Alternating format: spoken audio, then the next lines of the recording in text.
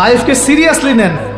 আপনি দুনিয়াতে পাবজি খেলতে আসেননি, এখানে ফ্রি ফায়ার খেলতে আসেননি, একটা গার্লফ্রেন্ডের পিছনে সময় নষ্ট করার জন্য আসেন নাই, আপনি এখানে সুদ খেতে আসেননি, জিনা করতে আসেন নাই, আপনি এখানে ওই যে আইসক্রিম বিক্রি করছেন আমি এগুলো দেখছেন না, এগুলো করতে আসেননি পৃথিবীতে।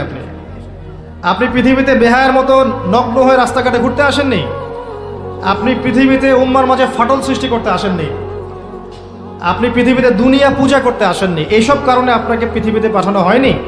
ওমা খালাকতুল জিন্না ওয়াল ইনসা ইল্লা লিয়াবুদুন, আপনাকে আল্লাহর ইবাদত করতে পাঠানো হয়েছে। টাইম আপনাকে আল্লাহ পাক এক্সট্রা দিবেন না। যতটুকু লেখা আছে আপনার লাউহে মাহফুজে, একটা দিন বাড়বে না, একটা দিন কমবে না।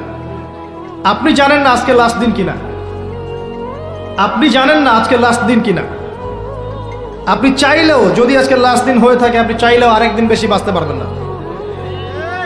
অতএব আল্লাহ